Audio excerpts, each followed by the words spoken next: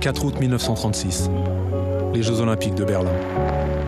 Deux hommes s'affrontent lors de l'épreuve du saut en longueur. Jesse Owens, le jeune coureur afro-américain, qui va devenir le héros de ces Jeux en remportant 4 médailles d'or, et Luce Long, l'athlète allemand, un des favoris d'Adolf Hitler.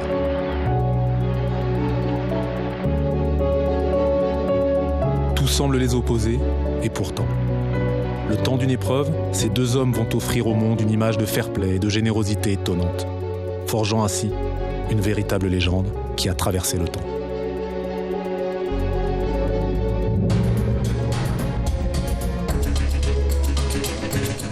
Jesse Owens, Luce Long. 80 ans plus tard, que sait-on réellement de cette rencontre improbable ? Qui étaient ces deux hommes pour oser défier le Troisième Reich et montrer au monde entier que le sport peut rassembler les hommes au-delà des races et de la couleur de peau ? Le temps d'une épreuve, le temps d'une étreinte.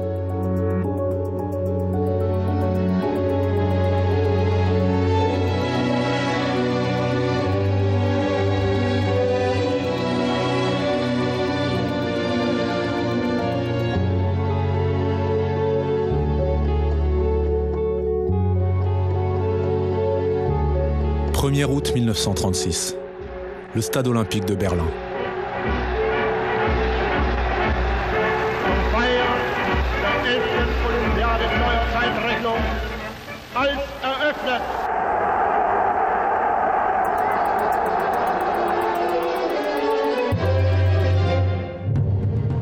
Ce jour-là, Jesse Owens et Luce Long participent à la cérémonie d'ouverture des Jeux Olympiques.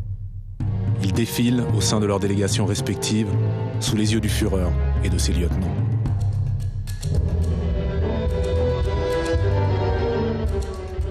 Comme les 100 000 spectateurs du stade, tous deux assistent à l'arrivée de la flamme olympique. Pour la première fois dans l'histoire des Jeux, de nombreux coureurs se sont relayés pour porter cette flamme d'Olympie, où elle a été allumée, jusqu'à Berlin. Un rituel créé par l'Allemagne nazie, toujours d'actualité.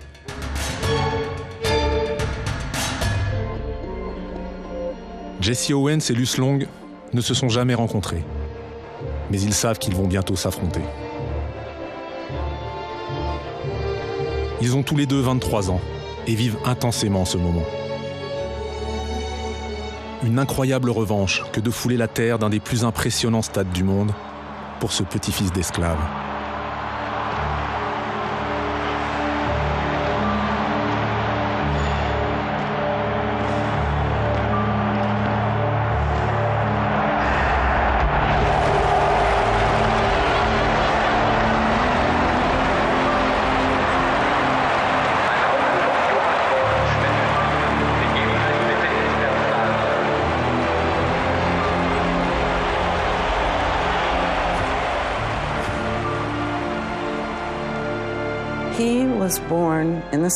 Il était né dans le sud. Il ramassait du coton. Ses frères et lui ramassaient le coton et ses sœurs s'occupaient de la maison. Elles balayaient le sol, ce genre de choses. Il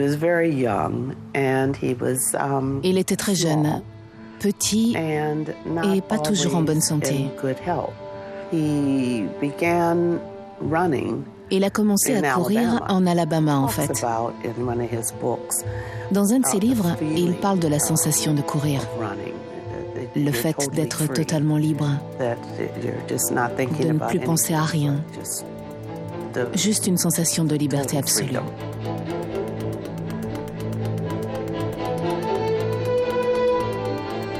Mon père était un homme merveilleux, gentil, aimant. Et il était aussi un champion olympique. Mais ceci n'est qu'une partie de sa merveilleuse vie.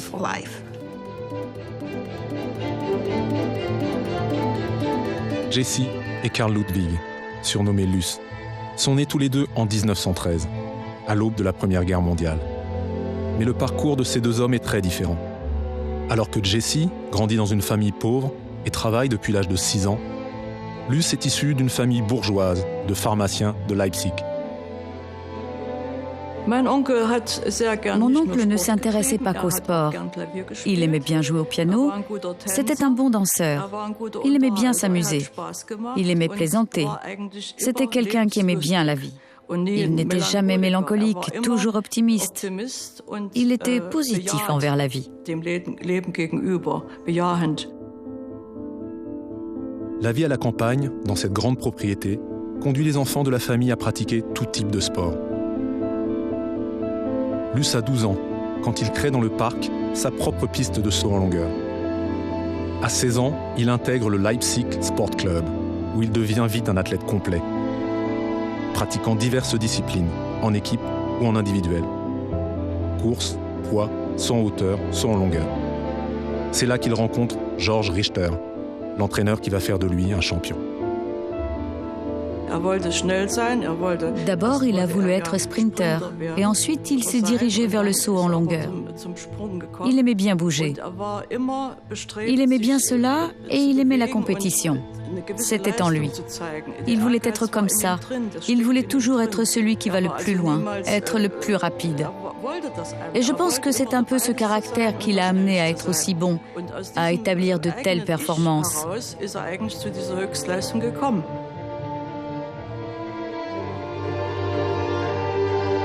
De l'autre côté de l'Atlantique, Jesse fait lui aussi une rencontre déterminante. Comme beaucoup d'autres Afro-Américains, il a quitté le Sud pour fuir la misère. L'espoir se tourne vers les États du Nord, alors en fort développement industriel. La famille s'est installée à Cleveland, dans l'Ohio, et Jesse a intégré la Fairmont High School. C'est là qu'il rencontre Charles Riley, son premier entraîneur. Étonné par les aptitudes physiques naturelles du jeune garçon, ce dernier décide de lui consacrer du temps et de lui apprendre les bases techniques. Comment aller encore plus vite? Comment évoluer aussi dans ce monde sportif où les descendants des esclaves doivent travailler plus que les autres pour démontrer qu'ils peuvent être aussi forts que les Blancs?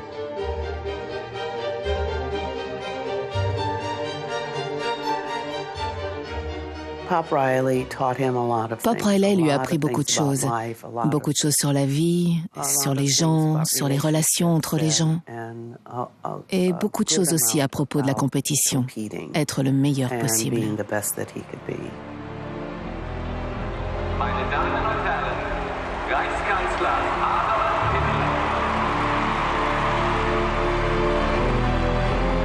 Au cœur du stade olympique, Jesse tourne son regard vers la tribune d'honneur.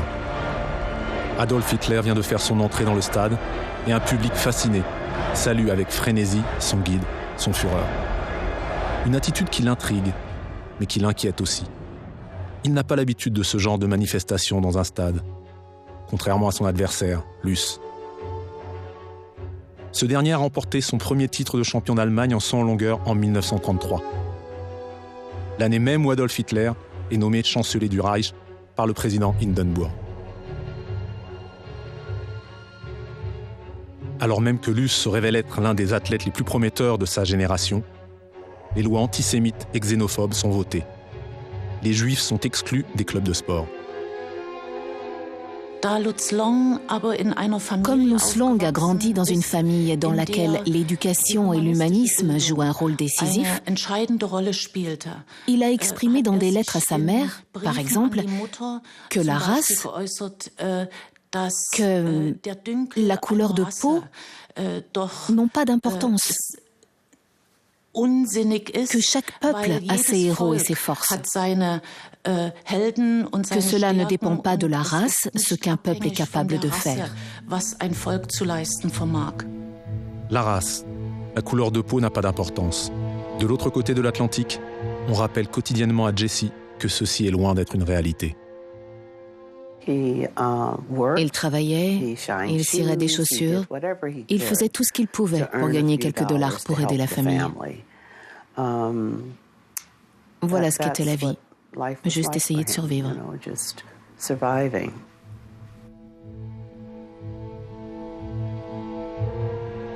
Le sport pour briser les chaînes.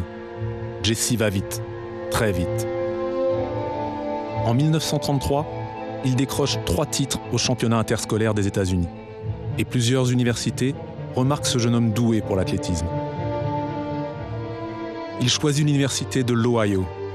Et c'est là qu'il rencontre Larry Snyder, l'entraîneur qui va le conduire loin, très loin, jusqu'aux Jeux Olympiques. Même si la politique ségrégationniste, en vigueur aux États-Unis, interdit aux Noirs de vivre sur le campus, de fréquenter les mêmes restaurants que les Blancs, de se doucher dans les mêmes vestiaires. Mon père était très fier d'être un Américain, même s'il y avait énormément de choses qu'il ne pouvait pas faire du fait de sa couleur de peau à cette époque. Jesse est donc condamné à être le meilleur, et il va devenir le meilleur. En 1935, au championnat des États-Unis, malgré une blessure à la cuisse, il bat 3 records du monde en 1 heure. Son nom va faire les gros titres des journaux, sa renommée devenir mondiale. La première fois que je l'ai vu, c'était dans un journal local de Pittsburgh. J'ai lu les gros titres. Un homme noir, Jesse Owens, vient de battre 3 records du monde. C'était la première fois que l'on voyait cela. On ne voyait jamais d'Afro-Américains faire les gros titres des journaux à cette époque.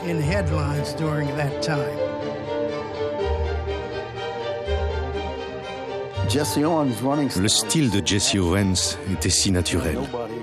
Je crois que personne n'a jamais couru comme lui. Il y avait une aisance, une grâce quand Jesse courait. Il était l'un des nôtres et cela voulait tout dire pour nous. Quand j'étais gamin, je disais à ma mère que je voulais être exactement comme lui, sans vraiment savoir ce que cela représentait. Il était le genre de personne qui pouvait vous inspirer et vous donner envie d'accomplir les choses. Et je pense que s'il n'y avait pas eu Jesse Owens, peut-être qu'il n'y aurait pas eu d'Harrison Dillard.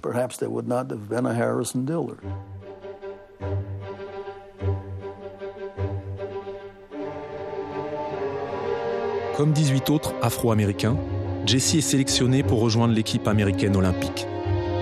Mais il est confronté alors au choix de sa vie.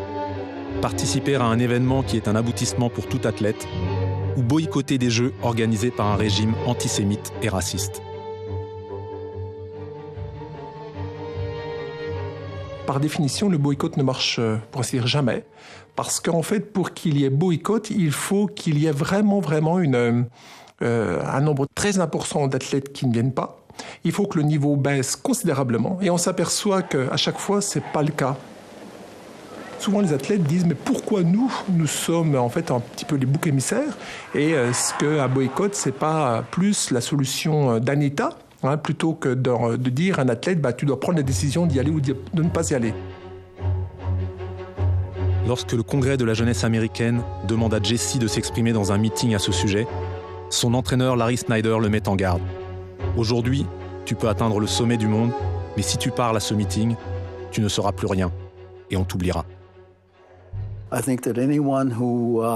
Je pense que toute personne qui pratique une activité sportive qui fait partie des Jeux Olympiques donnerait n'importe quoi pour y être, juste pour pouvoir dire « je suis un Olympien »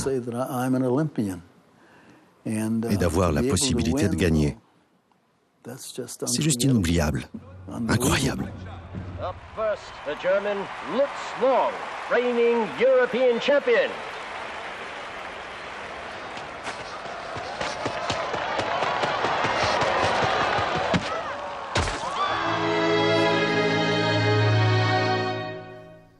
Être un Olympien, participer aux Jeux Olympiques et affronter les meilleurs. Luce y pense, lui aussi, depuis son adolescence. Son rêve se réalise quand il est sélectionné dans l'équipe allemande. Qu'il puisse apparaître comme le représentant de l'Allemagne face au monde entier, c'était pour lui très très important.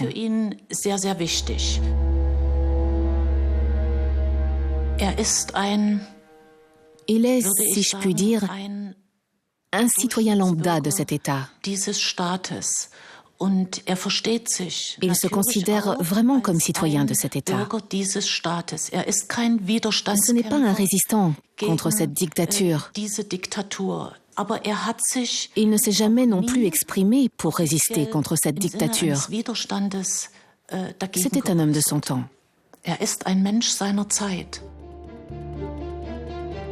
Tout en continuant ses études de droit à l'université de Leipzig, Luce s'entraîne intensément et devient un exemple, un modèle pour de nombreux jeunes Allemands.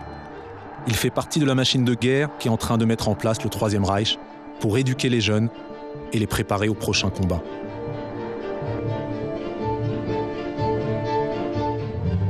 Le sport utilisé comme outil de propagande au service de l'idéologie nazie. Le sport comme une arme. Cette idée, Adolf Hitler l'a déjà très clairement exprimée dès 1926 dans Mein Kampf. Il faut bien faire attention aux termes utilisés.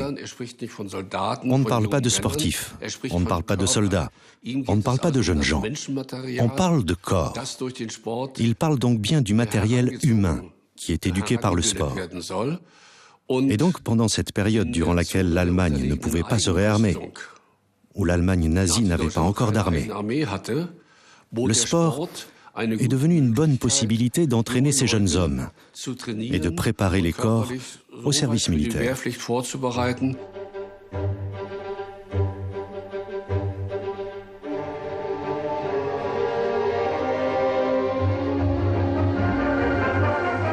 On their way to the Olympic Games in Berlin, on the USS Manhattan are the best of American athletes. On deck, Glenn Cunningham. 8 jours en mer sont nécessaires pour rejoindre Hambourg de New York. Durant la traversée, Jesse note ses impressions sur un carnet de voyage. Pas un mot sur la ségrégation présente aussi sur le bateau. Les Afro-Américains mangent à part, dorment à part, mais cela fait partie de l'existence de Jesse depuis sa naissance. Il pense surtout à la compétition, et il est heureux. C'est la première fois qu'il quitte les États-Unis. Et il va bientôt découvrir qu'en Europe, tout le monde l'attend. Alors il va devoir prouver qu'il est le meilleur, que lui, le petit-fils d'esclave, l'Afro-Américain, ne va pas se laisser humilier en Europe, ne va pas courber les chines devant le national-socialisme. On peut comprendre, alors, qu'il soit très surpris à son arrivée à Berlin par l'accueil que le public lui réserve.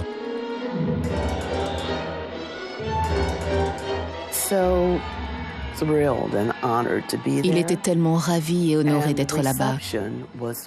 Et l'accueil était chaleureux et amical. C'était tellement stupéfiant qu'il avait du mal à y croire. Il avait du mal à croire qu'en Allemagne, il ne ressentait pas la même discrimination que celle qu'il ressentait dans son propre pays. C'était juste incroyable. L'atmosphère qui règne à Berlin en cet été 1936 est conviviale et festive. Les drapeaux ornés de croix gammées rythment les façades des rues, mais les signes plus explicites de la politique antisémite et raciste du Troisième Reich ont été proscrits de la ville. Tout est fait pour séduire les athlètes et le public étranger. De la poudre aux yeux, diront certains. À la radio, par considération pour les étrangers, il va y avoir moins de musique militaire. On assouplit les quotas de musique jazz et swing. On voulait réinsuffler l'esprit des années 20 et donner l'illusion que Berlin était une ville pleine d'entrain et pacifique. Tout était paix, paix, paix. Et comme on le sait aujourd'hui, mais certains le savaient déjà, derrière cette façade de paix, il y avait une toute autre Allemagne, dans laquelle il n'y avait plus d'opposition politique, dans laquelle tous ceux qui auraient pu faire de la résistance étaient déjà depuis longtemps emprisonnés, ou avaient dû partir à l'étranger, et des camps de concentration étaient déjà créés. Par exemple, celui de Sachsenhausen, juste à quelques kilomètres au nord de Berlin. Au cœur du village olympique, situé à une quinzaine de kilomètres de Berlin, les athlètes sont loin de se douter de cette sinistre réalité. C'est plutôt un rêve qu'ils sont en train de vivre, et la surprise continue pour Jesse et ses coéquipiers. Les 312 membres de l'équipe américaine sont répartis dans 13 maisons, sans distinction de race, et tout le monde mange côte à côte dans les réfectoires.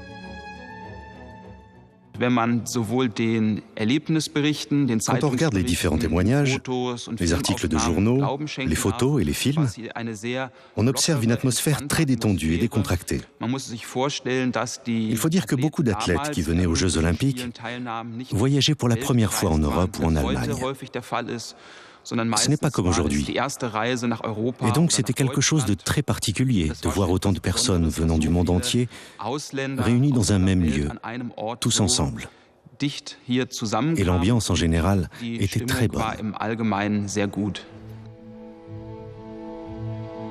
Une nouvelle fois, Jessie note ses impressions dans son carnet de voyage. Ses rencontres avec des athlètes venant de pays très différents, mais qui parlent quand même anglais, précise-t-il. Il souligne que la ségrégation n'existe pas au village olympique. Noirs, métis, blancs, tous partagent les mêmes lieux. Une expérience incroyable qui va profondément le marquer. Il prend conscience aussi qu'en Europe, sa notoriété est immense. Quand il participe à son premier entraînement, tout le village olympique est là pour le voir. Tout le monde attend avec attention de le voir courir. Luce, lui, attend avec impatience l'épreuve du 100 en longueur. La compétition de sa vie. Il est l'un des rares athlètes à ne pas résider au village olympique. Il dit préférer l'hôtel pour se concentrer, loin du tumulte et de la foule. Et voici justement l'heure de leur confrontation, le moment tant attendu. Nous sommes le 4 août. Il est 10h du matin et le public se presse aux portes du stade pour assister aux qualifications du saut en longueur. Ils sont 44 concurrents, mais le public n'a Dieu que pour 2 hommes. Luce, le tout nouveau recordman d'Europe de l'épreuve, et Jessie, le détenteur du record du monde. Les journalistes annoncent un duel intense. Jesse Owens était devenu le favori du public. Et cela se voyait, parce qu'on scandait son nom dans le stade olympique de Berlin. Et on peut aussi noter sa notoriété, parce qu'on lui demandait tout le temps des autographes. Quand on regarde les récits de cette époque, on constate assez étonnamment que tous les gens qui étaient à Berlin et qui voyaient un noir pensaient qu'ils voyaient Jesse Owens.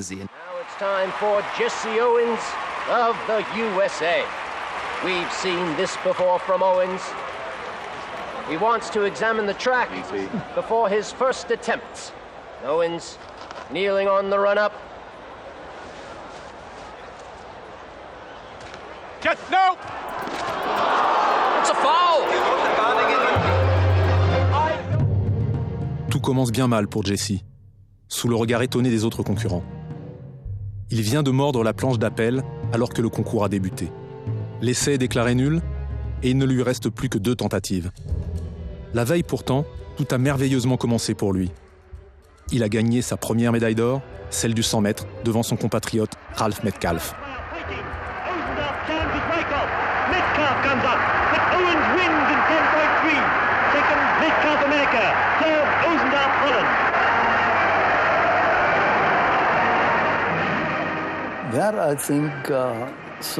C'est certainement une des sensations les plus fortes qu'un athlète olympique peut ressentir. Être debout sur ce podium et entendre qu'on joue votre hymne national.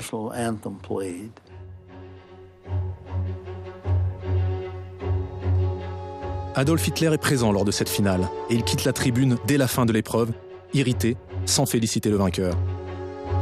La veille pourtant, les caméras l'ont filmé, serrant la main des médaillés du 10 000 mètres. 3 athlètes finlandais, qui certes correspondent davantage aux critères raciaux prônés par l'idéologie nazie. Le comité olympique international a rappelé, pourrait-on dire, à Hitler qu'il devait féliciter personnellement dans la tribune officielle soit tous les vainqueurs, soit aucun. Alors, à partir de ce moment-là, Hitler a demandé seulement à certains vainqueurs de le rejoindre dans une sorte de pièce en retrait qui se trouvait derrière la tribune officielle. Et là, il les félicitait en privé, pas sous les yeux du public. Non, il n'a jamais serré la main d'Hitler. D'ailleurs, plus tard, il dira « Moi, je suis allé aux Jeux Olympiques et j'ai couru. Où est Hitler aujourd'hui? Je n'en sais rien. Mais moi, je suis là devant vous.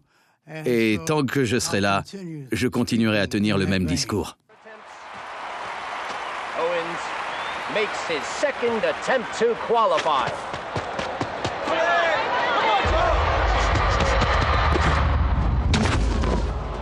Le deuxième essai des qualifications. Jesse mord à nouveau la planche d'appel. Le public n'en croit pas ses yeux. Si Jesse Owens, le favori de l'épreuve, rate son dernier essai, alors Luce Long aura toutes les chances de gagner la médaille d'or.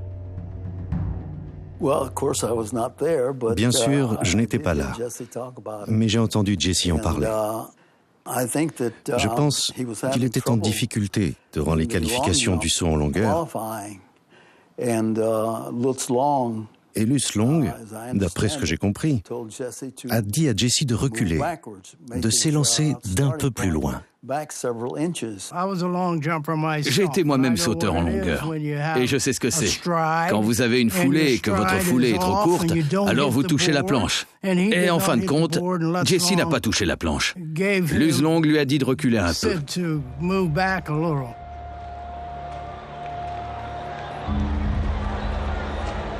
Wait. Here's something you don't see every day. Long seems to be offering Owens advice on where to jump from.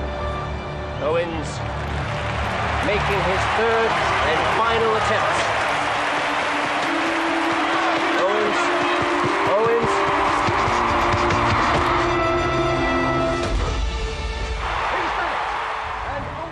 And so the friendship during the Olympics, l'amitié durant les Jeux Olympiques. Les Jeux Olympiques nous rassemblent, peu importe où vous allez, aux quatre coins de la planète. S'il y a quelqu'un qui a fait partie de l'équipe olympique, il sera chaleureux, il vous accueillera. Et Luce Long a aidé Jesse Owens pour le saut. Hey, look.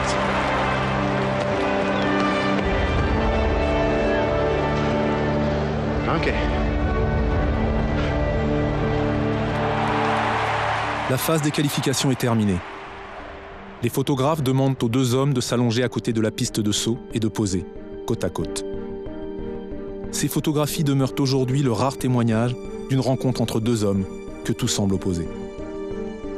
Leur couleur de peau, bien sûr, mais aussi leur origine sociale. Le petit-fils d'esclave et l'héritier d'une famille bourgeoise. Pourtant, le temps de ces prises de vue, leur expression évolue. Et ces deux jeunes hommes, qui ne se regardaient pas, croisent alors leurs regards et semblent entamer une conversation. Et au-delà des apparences, une véritable connivence semble naître entre eux. Deux hommes contents d'être là, après tant de sueur et d'efforts. Deux hommes partageant une même passion, le sport, et reconnaissant la valeur de l'adversaire. Ces photos immortalisent bien plus qu'une rencontre, le début d'un mythe. Celui d'une amitié entre un athlète afro-américain et l'un des champions d'Hitler. Une amitié qui pourrait réduire à néant la carrière de Luce. Luce Long était avant tout un sportif. Et il se réjouissait de la promotion active du sport par le Troisième Reich. Dans cette mesure, il était certainement d'accord avec le système, mais je ne le décrirais pas comme un nazi. Qu'il ait ensuite adhéré au Parti national-socialiste, vu qu'il voulait travailler dans le domaine juridique, c'était presque une condition nécessaire pour faire carrière, pour devenir quelqu'un dans son milieu.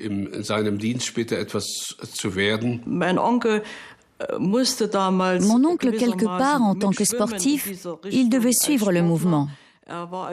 Il ne pouvait pas être contre Hitler. Il serait tout de suite devenu un ennemi. Et lui, il voulait continuer les compétitions.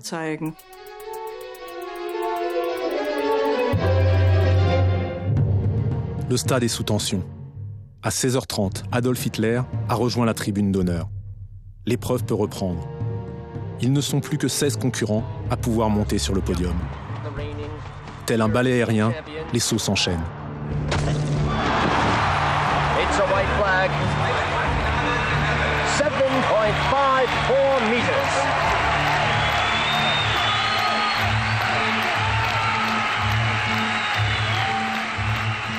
Puis ils ne sont plus que 6. Le japonais Tajima, l'italien Maffei, les allemands Techlum et Long, les américains Clark et Owens.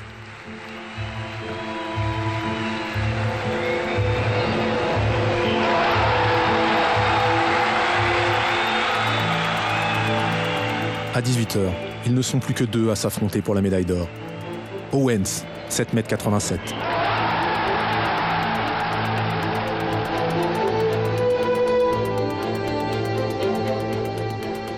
Long, 7,87 m aussi, c'est le délire dans le stade. Owens, 7,94 m.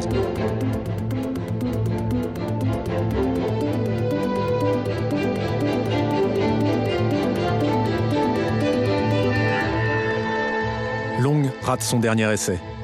Owens a gagné, mais il lui reste encore un dernier saut.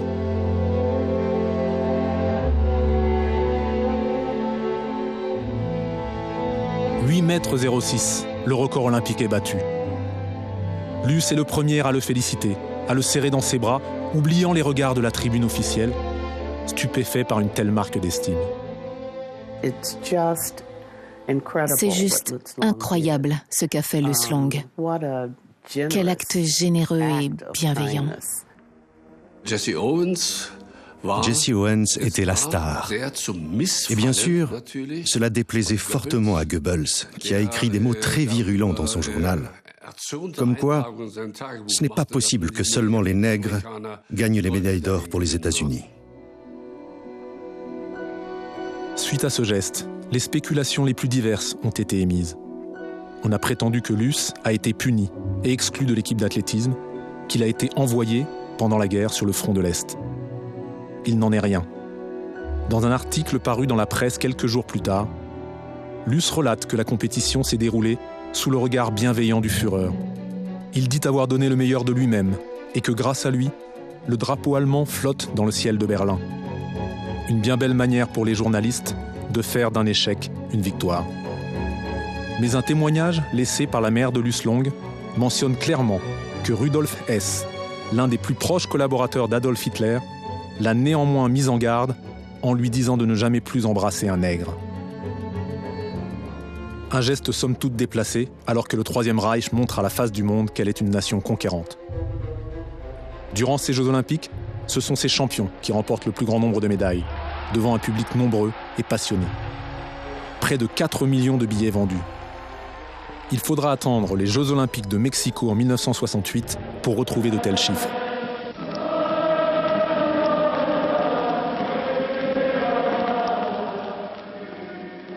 Seule ombre au tableau pour le Troisième Reich, les victoires de tous ces êtres, jugés inférieurs selon l'idéologie nazie.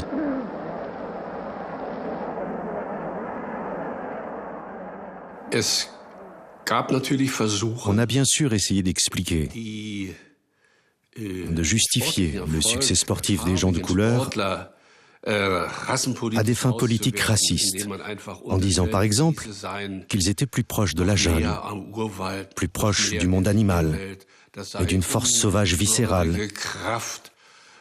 alors que l'homme de type nordique devait travailler sa performance sportive avec beaucoup plus de détermination. Un entraînement sérieux, bien pensé et systématique pour arriver au même résultat. Malgré cette animosité latente, Jesse est la star incontestée des Jeux. Il gagne encore 2 nouvelles médailles d'or, celle du 200 mètres, puis celle du 4x100 mètres. Il n'était pas prévu qu'il participe à cette dernière course, mais les entraîneurs de l'équipe américaine choisissent de le faire courir avec Ralf Metcalfe, prétextant une équipe allemande plus forte que prévu. On dit que c'est plutôt pour ne pas froisser Hitler que Marty Glickman et Sam Stoller, 2 athlètes juifs, sont écartés de l'équipe.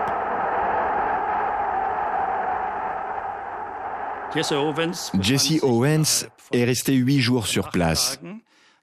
Et pendant 6 jours, il a pris part à des compétitions. Il a fait 4 courses de 100 mètres, 3 courses de 200 mètres, 2 courses relais, puis ensuite la qualification du saut en longueur et la finale. Et c'était la même chose pour Luce Long. On dit toujours qu'il était très bon au saut en longueur, mais en 1936, il a aussi participé à 2 épreuves du triple saut, dont l'une a eu lieu pendant une journée de repos de Owens.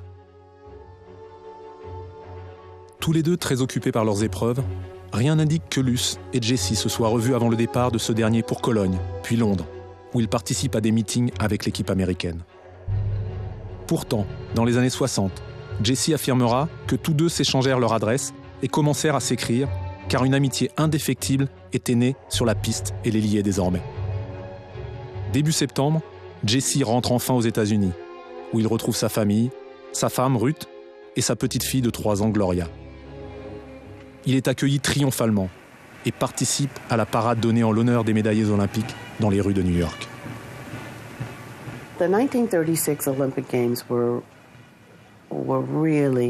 Les Jeux de 36 ont vraiment été très importants pour lui, parce qu'en fait, cela a façonné sa vie.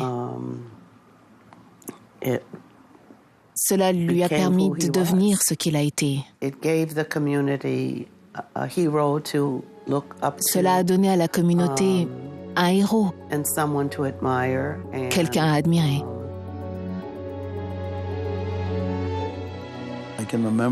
Je m'en souviens comme si c'était hier. Il portait un costume noir, une chemise blanche et une cravate noire. Et quand la voiture est passée à côté de nous, il nous a regardés, nous a fait un clin d'œil et nous a dit « Salut les gamins, comment ça va ?» Pour nous, c'était la chose la plus géniale au monde que notre idole nous ait parlé. Et lorsque la parade fut finie, nous avons couru jusqu'à la maison. Je suis presque passé à travers la moustiquaire de la porte et j'ai sauté dans la cuisine et j'ai dit à ma mère « Maman, je viens de voir Jesse Owens et je veux devenir exactement comme lui. » Et ma mère a dit « Oui, mon fils, je suis sûr tu le seras. » Luce, de son côté, continue les compétitions et devient 1 an après les Jeux Olympiques champion d'Allemagne et champion d'Europe avec 7,90 m. Un record qui tiendra durant plus de 20 ans. On le découvre aussi acteur dans le documentaire Les Dieux du Stade, tourné par Leni Riefenstahl, la réalisatrice favorite d'Adolf Hitler. Ce film de propagande, tourné durant les Jeux Olympiques de Berlin, s'emploie à montrer, à travers la musculature et la beauté des corps, la supériorité de la race aryenne. Il était l'archétype du sportif arien. Il était bien fait, il était blond aux yeux bleus, athlétique, et c'était quelqu'un de très gentil et de très sociable. C'était exactement ce qu'elle aimait et ce qu'elle recherchait pour son film.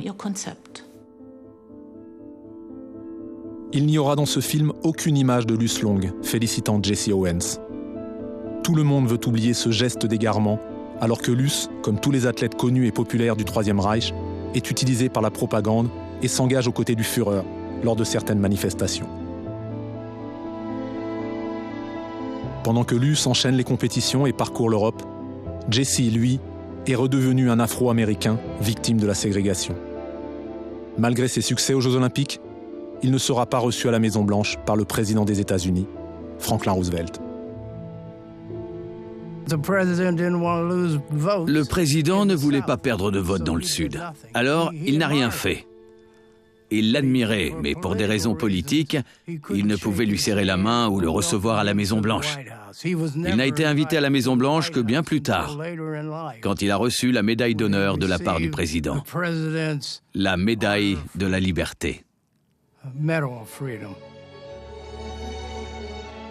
Jesse reçoit la médaille de la liberté des mains du président Gerald Ford en 1976. Mais avant d'en arriver là, il vit des années de galère. À 23 ans, ayant signé un contrat professionnel, sa carrière sportive en tant qu'amateur s'arrête. À Berlin, on lui faisait miroiter des ponts d'or, mais de retour chez lui, il doit enchaîner des emplois très divers pour faire vivre sa famille. Disque jockey à Chicago, patron d'une laverie, exhibition où il court contre des chevaux. Il est bien loin de ce qu'il a vécu à Berlin quelque temps auparavant. Owens.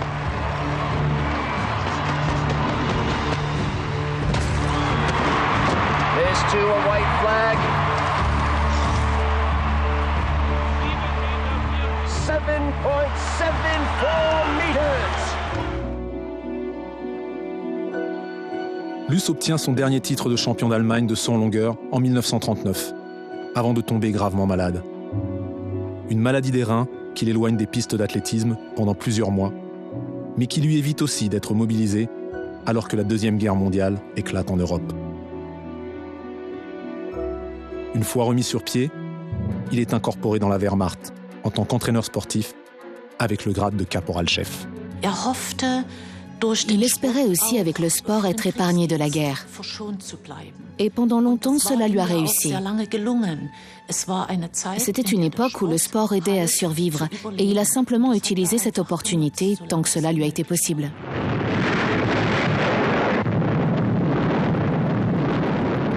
Le sport ne peut plus le protéger quand en 1943, devant les défaites de l'armée du Reich, il est déclaré apte au combat.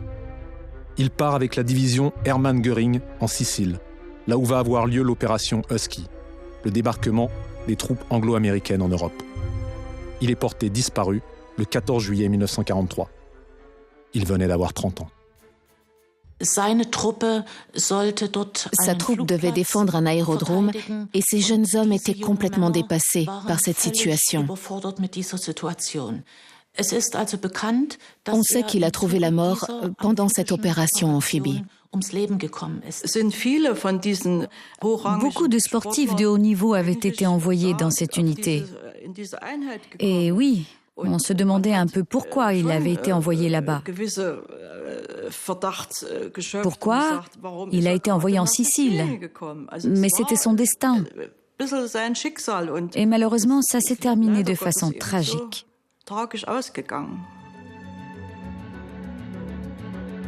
Ce n'est que 7 ans plus tard, en 1950, que sa famille recevra des informations exactes concernant sa disparition et le lieu de sa sépulture. Il est enterré au cimetière militaire allemand de Motta Sant'Anastasia, en Sicile. Let's see what Long can produce to match it. Oh, it's a foul! A foul from Long on his final attempt. But it means Owens has done it. He secured a second gold medal of the Games.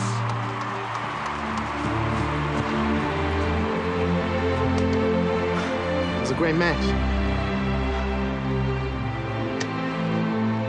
Please, take your last jump. What's this? The competition is over.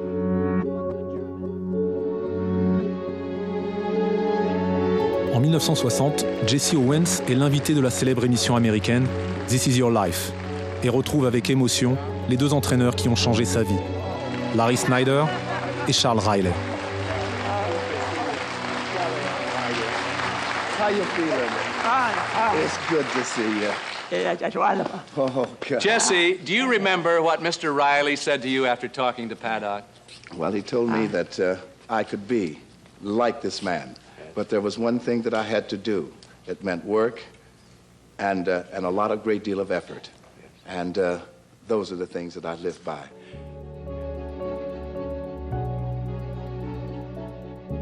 C'est l'occasion aussi pour le grand public de découvrir sa famille, et notamment sa femme, Ruth. Elle était là pour lui, tout le temps. Elle savait... Elle faisait des choses comme... C'était une célébrité, partout dans le monde. Mais lorsqu'il rentrait à la maison, c'était son mari et notre père. Et elle s'assurait qu'il s'en souvienne.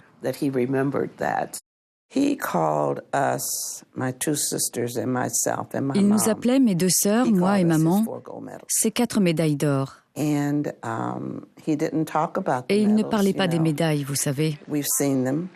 Nous les avons vues, elles étaient exposées à la maison pendant un moment, mais il n'en a jamais vraiment parlé.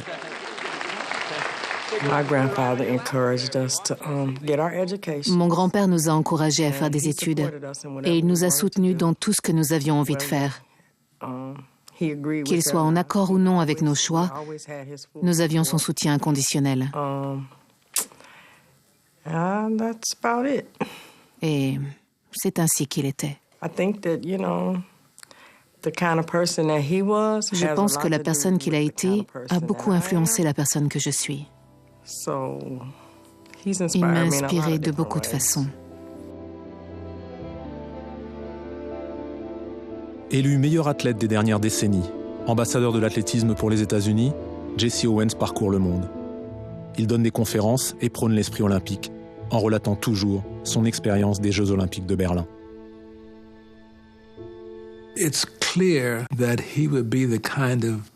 C'est clair qu'il représentait l'homme noir que l'on voulait tous être. Pas simplement pour ses exploits en tant qu'athlète, mais aussi pour les choses qu'il a faites pour la communauté. Le genre de choses pour lesquelles il se portait volontaire pour aider les autres. C'est ce que j'admirais et respectais chez lui. Lorsqu'il rencontrait quelqu'un, en particulier des enfants petits ou grands, il disait « Hey, champion !» Et pouvez-vous imaginer ce qu'il ressentait en entendant cela ?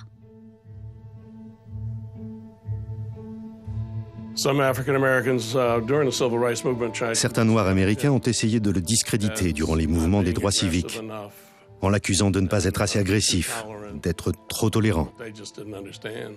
Mais ce qu'il ne comprenait pas, c'est qu'il travaillait en coulisses. Et il a aidé à atténuer la rhétorique de certaines personnes qui se faisaient du mal à elles-mêmes en fin de compte. Jesse Owens ne s'est jamais réellement éloigné des stades d'athlétisme. Après-guerre, il va souvent assister aux Olympiades, parfois en tant que commentateur sportif. En 1972, il emmène toute sa famille aux Jeux Olympiques de Munich. Plus de 30 ans après les Jeux de 1936, il demeure une star, une véritable légende pour les Allemands. Les Allemands grimpaient littéralement sur les palissades pour avoir l'opportunité de voir Jesse Owens quand ils ont su qu'il était dans l'avion. Et on pouvait les entendre hurler « Jesse Owens !» C'était presque effrayant. C'est indescriptible, l'admiration que les Allemands avaient pour lui, et qu'ils ont peut-être encore. This is the true spirit of sportsmanship we're seeing here between these two athletes today.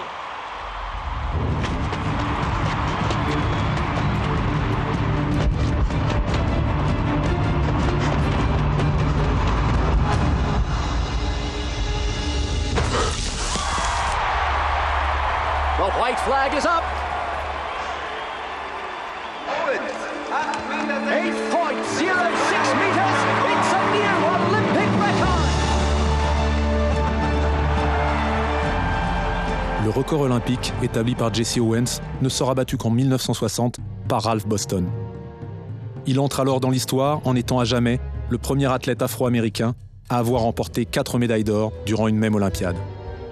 Des Jeux olympiques placés sous le signe du national-socialisme, qui lui ont pourtant montré que la ségrégation n'était pas loi universelle, et où, malgré sa couleur de peau, il est devenu une star, une véritable légende.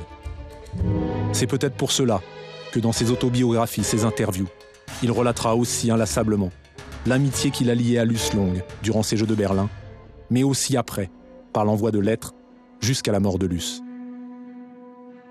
Ces lettres demeurent introuvables aujourd'hui, mais le contenu de l'une d'entre elles se transmet et entretient le mythe de cette incroyable amitié. Écrite par Luce dans un hôpital britannique avant de mourir, elle dit ceci. « Jesse, mon frère, celle-ci sera ma dernière lettre. Une fois la guerre finie, va voir mon fils à Berlin et explique-lui qui était son père. Je t'en prie, Jesse, raconte-lui comment 2 hommes sur cette terre peuvent être amis. » Est-ce pour exaucer le vœu de Luce que dans les années 50, Jesse reviendra en Allemagne, rencontrera son fils Kay et lui parlera de son père, de sa rencontre, de ce geste.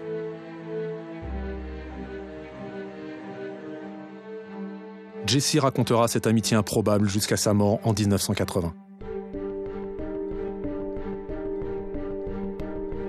Toujours, il dira qu'il a connu à Berlin la célébrité, la gloire et les honneurs, mais surtout l'amitié d'un homme qui a osé l'aider et défier les idées de son pays.